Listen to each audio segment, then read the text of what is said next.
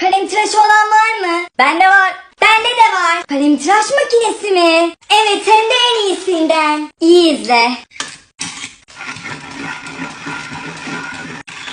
Şuna bakın. Bu da çok benimkine de. Getirin.